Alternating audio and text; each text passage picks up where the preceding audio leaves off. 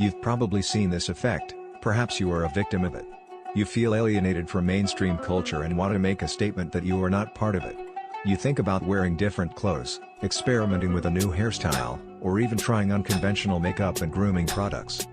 And yet when you finally reveal your new look to the world, it turns out you are not alone. Millions of others have made exactly the same choices. Indeed, you all look more or less identical, the exact opposite of the countercultural statement you wanted to achieve. This is the hipster effect, the counterintuitive phenomenon in which people who oppose mainstream culture all end up looking the same. Similar effects occur among investors and in other areas of the social sciences. How does this kind of synchronization occur?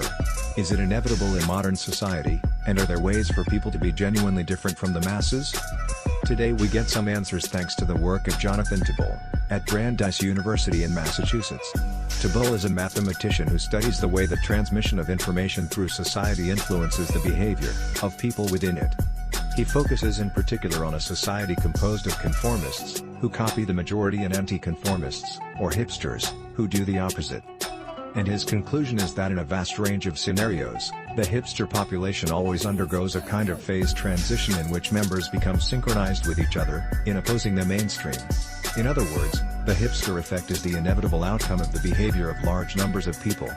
Crucially, Tibble's model takes into account the time needed for each individual to detect changes in society and to react accordingly.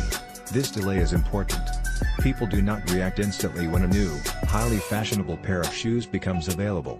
Instead, the information spreads slowly via fashion websites, word of mouth, and so on.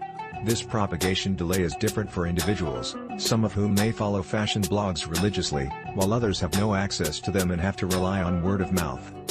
The question that Tibble investigates is under what circumstances hipsters become synchronized and how this varies, as the propagation delay and the proportion of hipsters both change. He does this by creating a computer model that simulates how agents interact when some follow the majority and the rest oppose it. This simple model generates some fantastically complex behaviors. In general, Tibble says, the population of hipsters initially act randomly but then undergo a phase transition into a synchronized state. He finds that this happens for a wide range of parameters but that the behavior can become extremely complex, depending on the way hipsters interact with conformists. There are some surprising outcomes, too. When there are equal proportions of hipsters and conformists, the entire population tends to switch randomly between different trends. Why isn't clear, and Tibble wants to study this in more detail. It can be objected that the synchronization stems from the simplicity of scenarios offering a binary choice. For example, if a majority of individuals shave their beard, then most hipsters will want to grow a beard, and if this trend propagates to a majority of the population, it will lead to new, synchronized, switch to shaving, says Tibble. It's easy to imagine a different outcome if there are more choices. If hipsters could grow a mustache, a square beard, or a goatee, for example, then perhaps this diversity of choice would prevent synchronization. But Tibble has found that when his model offers more than two choices, it still produces the synchronization effect. Nevertheless, he wants to study this further. We will study in depth this question in a forthcoming paper, he says.